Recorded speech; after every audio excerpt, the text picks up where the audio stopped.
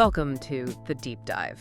Today, we're stepping away from the usual grand narratives, the big sweeps of armies and economics. Yeah, we're focusing instead on something maybe more fragile, but incredibly powerful, the handwritten letter. Exactly. We're digging into these historical artifacts that carry such an intimate weight.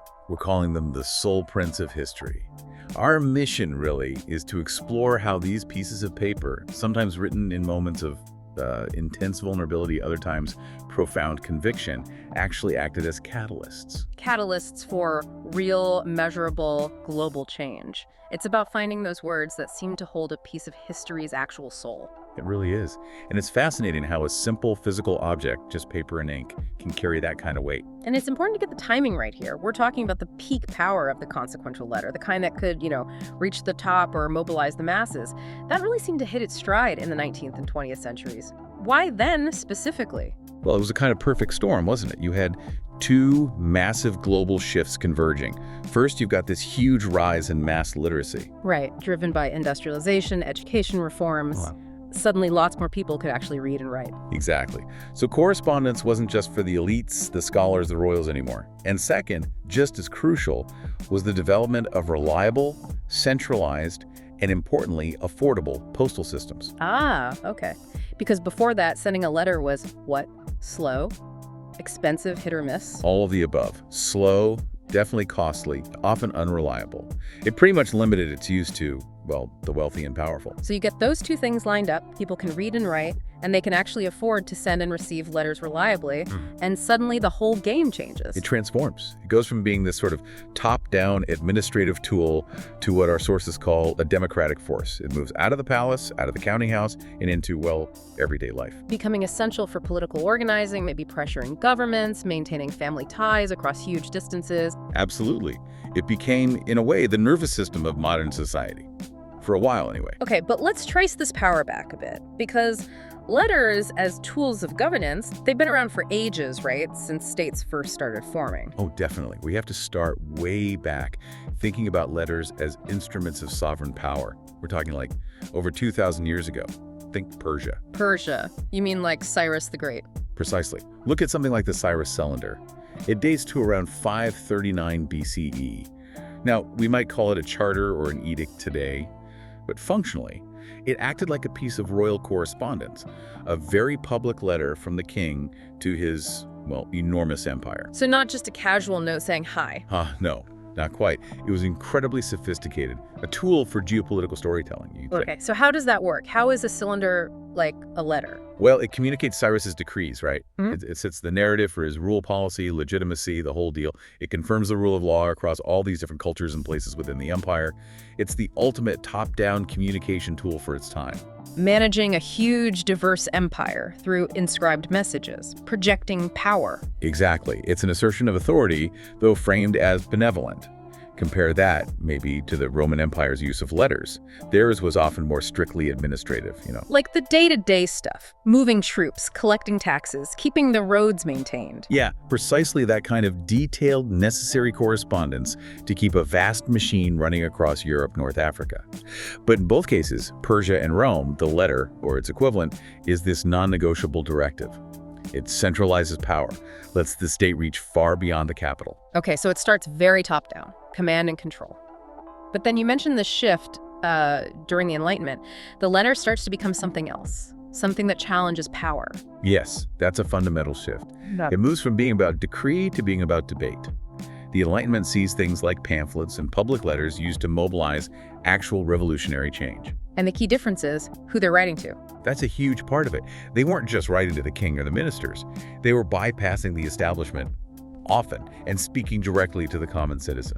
Or trying to, anyway. Right, and the classic example here has to be Thomas Paine's Common Sense, doesn't it? Published in 1776. It wasn't exactly a personal letter, but it functioned like a massive public one.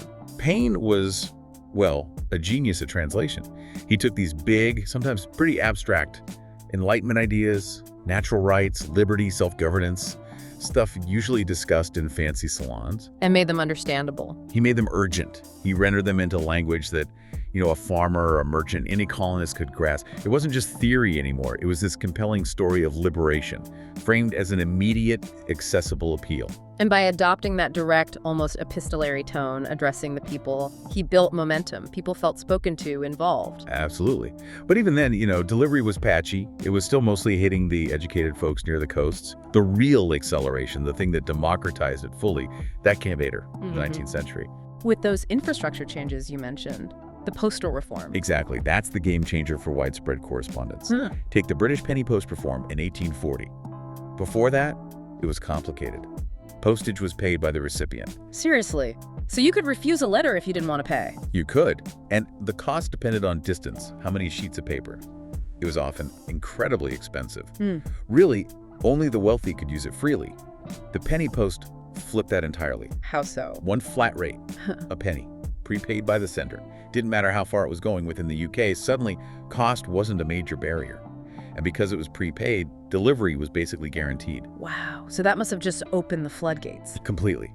Didn't just slash the cost, it standardized the system, made it reliable, and it massively expanded who could influence whom through writing.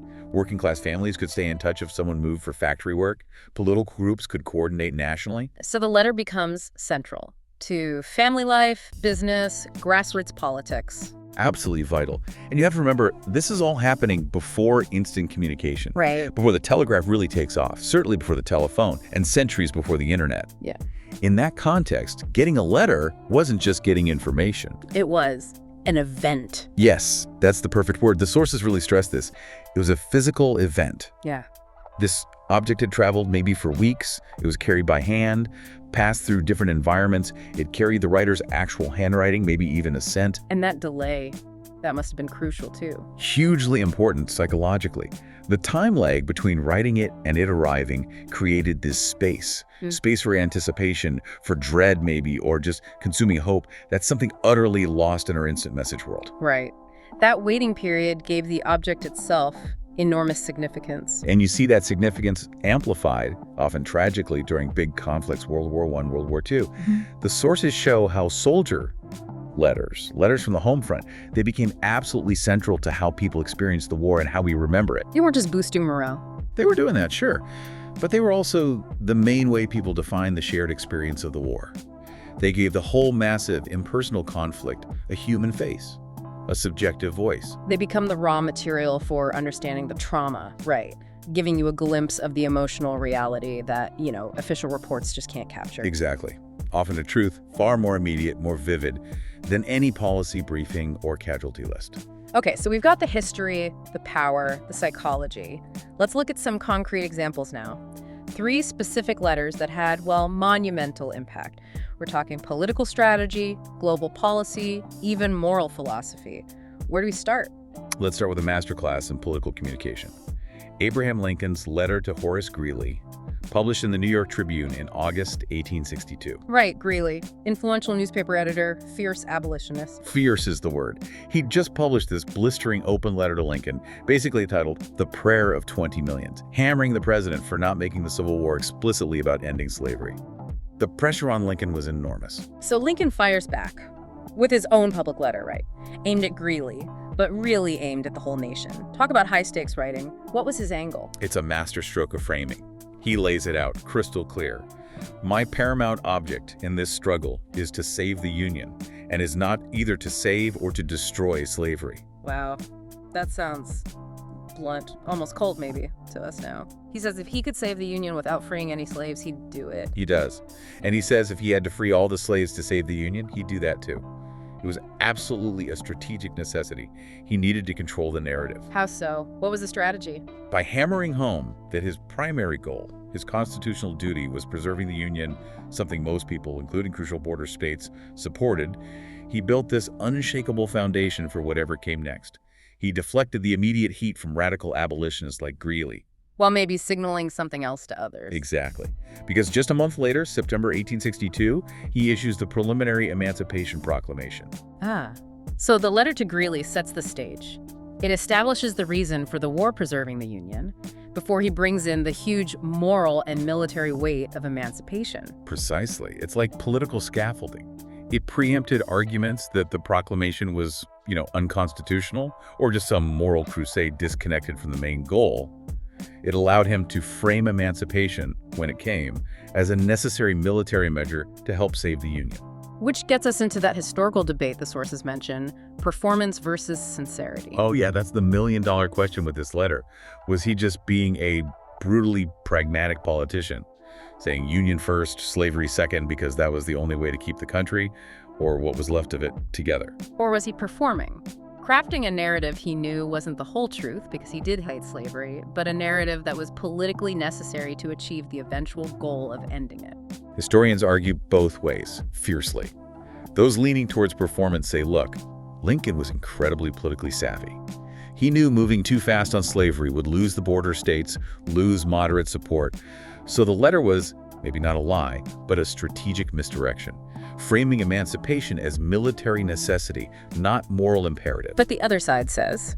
The other side points to his private writings, his long-held personal convictions against slavery. They argue his duty as president, his oath to the Constitution, forced him to prioritize the Union legally, even if his heart was elsewhere. The letter reflects his official position, not necessarily the depth of his moral belief. So the letter doesn't necessarily reveal his soul, but it absolutely reveals his strategy at that critical moment. That's a good way to put it. Regardless of his inner feelings, the letter worked. It allowed him to shift the nation towards emancipation without causing an immediate, catastrophic political fracture. It shows the sheer power of a public, written statement to define reality, or at least the accepted political reality. Okay, from that kind of political tightrope walk, let's pivot to something even bigger. Existential global policy. Einstein's letter to President Roosevelt in 1939. Ah, yes. The atomic age letter. This is a truly chilling moment in history. And it's important to note, it wasn't solely Einstein writing in isolation. Who else was involved? It was largely drafted and pushed by the Hungarian physicist Leo Szilard. He'd fled Europe, and he understood the terrifying physics, the potential for nuclear chain reactions in uranium. He saw the danger. But Einstein's name carried the weight. Immense weight. Szilard had the technical foresight, but Einstein had the global scientific authority, the ethos that guaranteed the letter wouldn't just get lost in some bureaucratic shuffle. It ensured it landed on FDR's desk with force. And the message itself was stark. Terrifyingly simple. Fundamentally, it warned that recent research suggested it might be possible to create extremely powerful bombs of a new type using uranium. And the immediate unthinkable fear that Nazi Germany might already be working on this. So Szilard knew the science. Einstein provided the unimpeachable credibility. That combination urgent, expert technical warning, backed by the most respected scientific name on the planet, proved decisive. It's just stunning, isn't it? One letter, a few pages maybe, fundamentally altering the course of human history. What was the immediate effect when FDR got it? It wasn't instant panic, but it was immediate action. The letter was delivered by an economist, Alexander Sachs, in October '39. It landed with the weight of, essentially, scientific consensus on an issue of sheer national survival. FDR reportedly said, "Alex, what you are after is to see that the Nazis don't blow us up." Wow. And then? Then came the Advisory Committee on Uranium, which quickly escalated, gathered momentum, and eventually morphed into the massive top-secret state mobilization we know as the Manhattan Project. That letter was the direct trigger. It really shows how expert testimony, one formalized in writing and carrying immense credibility, can just slice through red tape and trigger a state response on an almost unimaginable scale. The power here is all about leveraging credibility. The who was as important as the what. Einstein's name overcame any potential disbelief about such an extraordinary, terrifying claim. Okay, so we've had high politics, existential science. Let's turn to a very different kind of power, the moral counter-narrative. Mahatma Gandhi writing to Adolf Hitler. Yes, this is powerful in a completely different way. Its impact wasn't tactical or immediate, it was, well, symbolic. Philosophical, almost. Gandhi wrote a couple of times, most famously in July 1940, and he addressed the leader of Nazi Germany. As dear friend, which just sounds jarring, utterly naive, maybe, or incredibly radical. What was he thinking? He wasn't operating on the usual diplomatic level. He was aiming straight for conscience, or the presumed possibility of one. He appealed to Hitler's humanity, urging him, pleading with him, to prevent a war that may well reduce humanity to the state of the beast. It's a direct clash of worldviews, isn't it? Gandhi's Satyagraha truth force, nonviolent resistance against Hitler's blitzkrieg lightning war, absolute force. The ultimate collision. And predictably, the letter had zero impact on Hitler's actions. Hitler probably never even saw it. If he did, he certainly ignored it. So, why is it significant then, if it achieved nothing tangible? Because its power wasn't aimed at changing Hitler. Its power, as the sources argue, was in its effect on the historical record, on global consciousness. It was this radical act of preserving an alternative worldview right at the moment when absolute evil seemed triumphant. A public declaration that even in the face of totalitarianism and violence, nonviolence remained a principled possible path. Exactly. It stands as this powerful, almost haunting what if. A testament to the courage needed to hold on to moral convictions even when they seemed politically futile in the moment. The letter wasn't really for Hitler, it was for humanity, for posterity. And that highlights something unique about letters, doesn't it? Even when ignored, the written words persist. They remain as evidence, as a testament. A testament to the road not taken, perhaps? Or the argument that refused to be silenced? These examples show the huge political, military, scientific reach of letters. But underlying all that, there's something deeply psychological going on, isn't there?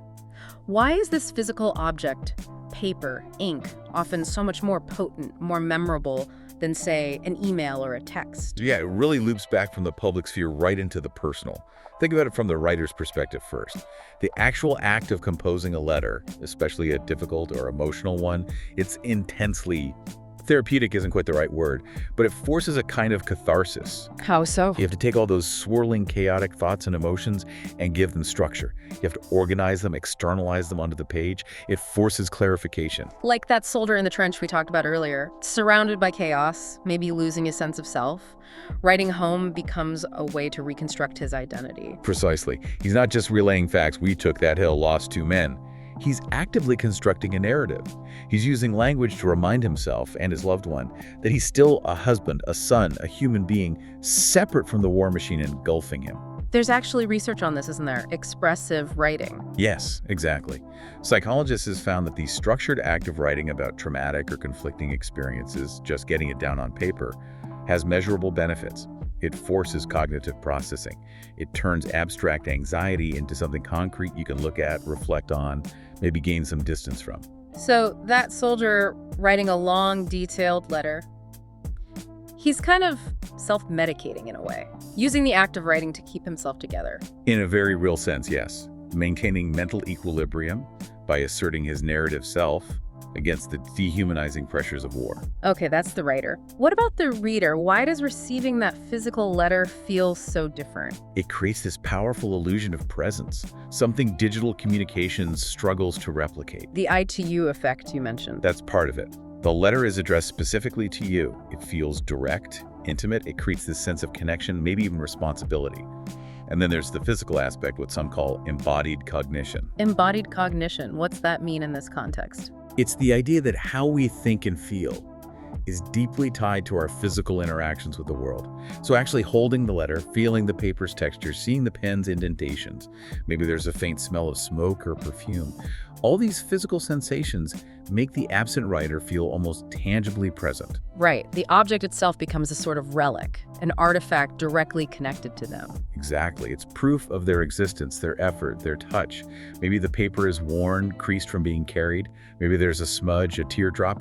These aren't flaws. They're layers of authenticity. They tell the story of the letter's journey and the writer's state.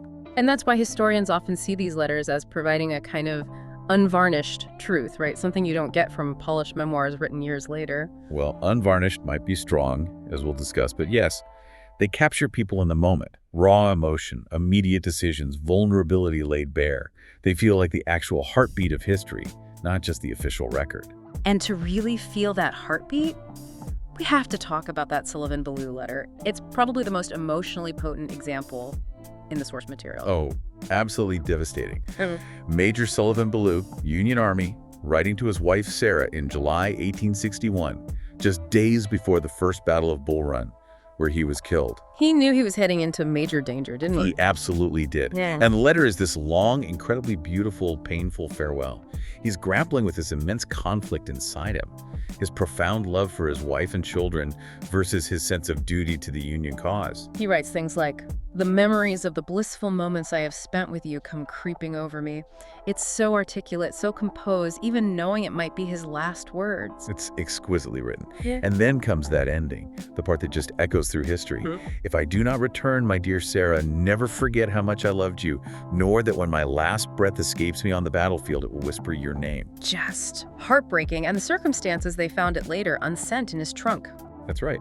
He wrote it, perhaps as a final act of centering himself, of declaring what mattered most. But it never reached her before his death. For him, it wasn't a historical document. It was intensely personal, a last will and testament of the heart, as the source puts it. But because it did survive and eventually became public, it does something statistics can't. It humanizes the unimaginable cost of war. It gives a face, a name, a specific aching love story to one casualty among hundreds of thousands. The emotional power is inseparable from its intimacy, its physicality, and the tragic circumstances of its discovery. It makes you, reading it over 150 years later, feel connected to him, responsible almost for remembering his sacrifice. I think so. It transcends time in a way that a simple report of his death never could. That's the power of the personal letter at its most profound. Okay, that intimacy, that emotional connection, it's incredibly compelling. But for a proper deep dive, we need to be critical too, right? We can't just get swept away by the sentimentality, however powerful. We need to look at the myths around letters in history. Absolutely crucial. And the biggest myth, probably, is the great man letter myth. We focus, understandably, on Lincoln, on Einstein, on these singular figures writing these incredibly influential documents. And the problem with that focus is, it overshadows the aggregate power of millions upon millions of ordinary letters. History isn't just shaped by the Einsteins. It's also shaped by the collective weight of correspondence from soldiers writing home, enslaved people desperately trying to find family members separated by sale, immigrants coordinating journeys and new lives, suffragettes organizing rallies. so the sheer volume of everyday communication creates social pressure, shifts attitudes, builds movements from the ground up. Exactly. That collective story, the murmur turning into a roar, is often just as powerful, if not more so, than a single pronouncement from on high. Yeah. But it's much harder to capture, much harder to archive, analyze, and turn into a neat historical narrative. Which leads straight into the next problem. Selection bias. What survives, what gets archived isn't random. Not at all. It's heavily, heavily skewed towards the powerful, the wealthy, the literate, the educated. People who could afford the materials paper wasn't always cheap, who had the time and skill to write, and whose families or institutions valued their correspondence enough to keep it safe for generations. Meaning the voices of the poor, the illiterate, the marginalized, they're often missing, or at least much fainter in the historical record. Often completely lost. Their letters, if they wrote any, weren't preserved, or maybe they communicated orally. So our understanding of history inevitably gets skewed towards the perspectives of the elite, simply because their records are the ones that survived. Okay, so we need to remember whose voices aren't in the archives. And we also need to remember that even the letters we do have, they aren't neutral windows onto the past. Definitely not. They are fundamentally rhetorical acts. Every letter is written with an audience, a purpose, and within certain social constraints. It's always a performance designed to achieve something. We saw that with Lincoln writing to Greeley, clearly a political performance. Right.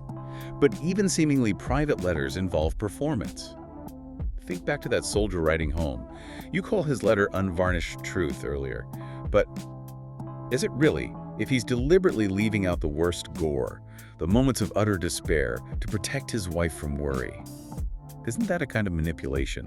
A performance of stoicism? Yeah, I see that. A loving manipulation, perhaps, but still shaping the reality he presents. He's censoring himself based on social expectations and his relationship with the recipient. Exactly. So letters can deceive, omit, exaggerate. They always represent a specific viewpoint, often carefully curated. They're not truth in some objective sense, but rather the performed truth the writer wanted to convey at that moment for that audience. And sometimes the most revealing letters are the ones that weren't actually sent, the letter that never was. Ah, yes. Those are fascinating. They form this kind of ghostly subplot to history. Think about the furious resignation letter someone drafts in the heat of the moment but then tears up. Or the confession of love or betrayal that felt too risky to actually put in the mail. These unsent drafts, they show the internal struggle, the hesitation. They reveal the inner turmoil. Yeah. The agonizing choices, the roads not taken. They show the tension between raw impulse and calculated consequence. We analyze the final decision, the letter that was sent, but the unsent ones show the messy human process behind it. They tell us what the writer almost did, which can be just as historically significant. It's the history of what could have happened. And another layer of nuance, the cultural context. We've mostly talked about Western examples where individualism and dramatic self-expression in letters are often celebrated. Right, Lincoln, Einstein, Plea. These fit a certain cultural mold. But the sources remind us the power and function of letters operate very differently elsewhere. Like where? Well, think about some collectivist cultures or societies with highly formalized hierarchies. Maybe certain East Asian traditions, for example. Correspondence within, say, samurai clans or imperial courts in China or Japan. The focus there might be less on individual feeling and more on reinforcing family duty, social harmony, maintaining strict hierarchies. So the purpose of the letter is different. And often the form carries as much weight as the content. The quality of the calligraphy, the choice of paper, even how the text is laid out on the page, the margins, the spacing these could convey crucial messages about respect, status, or even subtle disagreement. Wow. So a misplaced character or a slightly incorrect format could be a bigger deal than the actual words. Potentially, yes. It could signal disrespect or even disloyalty in ways the verbal content didn't. The meaning and impact of a letter are deeply embedded in cultural norms about privacy, honor, literacy, and the individual's place in society. It's not a universal experience. Okay, so if that golden age of the physical handwritten letter really peaked in the 19th and 20th centuries, where does that leave us now? No. In our incredibly digital world, has the function of the letter survived? You know, the need to persuade, console, inform, incite action across distance. Oh, the function is absolutely still there. It hasn't vanished. But the form has completely fragmented. We basically have different digital proxies now for all the classic types of letters. Okay, like what? Give me an example. Well, think about the most immediate public declaration. The modern equivalent might be the tweet as microletter, especially when used by, say, a head of state or a CEO. Right.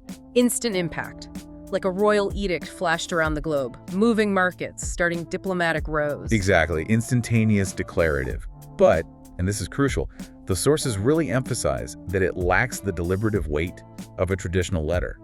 There's no real pause, no ritual, no effort involved beyond tapping out a few characters. It's almost pure reaction, not reflection. Okay, so that's the public blast. What about the more considered formal communication, the stuff that actually runs organizations? That's where you get the email as workhorse epistle. This is where the real business of modern power often happens in writing. You mean like the internal company memo detailing fraud, the carefully worded resignation email from a politician, the whistleblower message leaked to the press? Precisely. Those documents carry that formal weight. They allow for long-form argument, persuasion, they create a time-stamped record. They shape institutional history today in the way formal letters used to. They're the new official correspondence, for better or worse. And the personal stuff, the intimate connection, where has that gone? Text messages? Chats? Largely, yes. The text message, the instant message thread, it serves that same basic psychological need as the old personal note, the quick postcard, even the love letter in some ways. Maintaining that intimate connection across distance. It's less permanent, maybe, less formal. Much less permanent, generally. Right. But that constant stream of little messages thinking of you, saw this and thought of you, love you, it fulfills that need for quick, intimate reassurance, that check-in across space. But across all these digital forms, there's one massive difference from the old handwritten letter, isn't there? Something the sources call the loss of sacred space. Yes, that's a huge point. The time gap. The space between composition and delivery has collapsed. It's gone from weeks or days to literally zero. And why does that matter so much? Because that delay in the past mandated reflection. You wrote the letter, maybe poured your heart out, sealed it, sent it off, and then you had to live with those words while they traveled. You couldn't instantly take them back, edit them, clarify them. There was a weight, a finality to committing thoughts to paper and post. Whereas now, No. we hit send, maybe regret it seconds later, send a follow-up, delete it. There's no enforced pause for thought. Exactly. That space for deliberation, for considering the impact of your words, it's largely evaporated. And maybe just maybe, some of the depth, the gravity, the sheer care that went into crafting important messages has gone with it. It also brings up massive questions about permanence and accountability, doesn't it? Because digital stuff, Yeah. it tends to stick around. Oh, does it ever? Unlike paper that could be burned or fade, digital correspondence, even stuff you think you've deleted, often persists. Screenshots, server backups, metadata, leaks are constant. It's the double-edged sword of digital memory. Great for historians, maybe. Terrible for personal privacy or plausible deniability. Precisely. It amplifies accountability enormously. That angry text sent late at night, it could surface in a lawsuit years later. That ill-advised email, it could end a career if leaked. Digital archives create this whole new layer of potential evidence, forensic scrutiny, and risk. Which brings us back to ethics, especially around public figures. Who owns their emails, their texts, after they die? That's a huge contested area now. The line between historical transparency and personal privacy is blurrier than ever. When someone prominent dies, there's often this clamor to access their entire digital archive. But the sheer volume, the intimacy, it's far beyond what previous generations dealt with. Old norms about sensitive material just decaying or being quietly destroyed don't apply anymore. Not really. We potentially have access to almost total transparency, but maybe at the cost of the privacy the writer assumed they had when they typed the message. Digital longevity makes the letter, in its new forms, more permanent and harder to control than ink on paper ever was. #tagoutro. So when we look back across this whole deep dive, it really seems clear, doesn't it? That some of the most powerful forces shaping our world aren't just the big abstract things like treaties or economies. They're also love, conviction, fear, hope. All these deeply human emotions, given concrete form, given weight, through the simple act of writing. They really are the soul prints of history, as you called them earlier, tangible traces of human intention and feeling. Exactly. And they remind us that the medium itself really matters. Someone like Marshall McLuhan probably would have called the traditional letter a cool medium. Cool, meaning? Meaning it required high participation for the reader. You had to actively engage, fill in the gaps, use your imagination to bring the writer and their context to life. That made the experience incredibly personal, immersive. Memorable. Right, that shared effort, that intimacy built through the medium itself, that seems to be the source of the letter's unique and enduring power, whether it's Lincoln crafting policy or Baloo pouring out his heart. It connects minds across time and space in a very particular way. Which leaves us, and you listening, with a final thought to chew on. As we move ever deeper into this digital, often ephemeral age, what happens to our letters now? Will a truly heartfelt email, or a meticulously crafted corporate memo, or even a years-long text thread between friends, will that end up in a museum one day?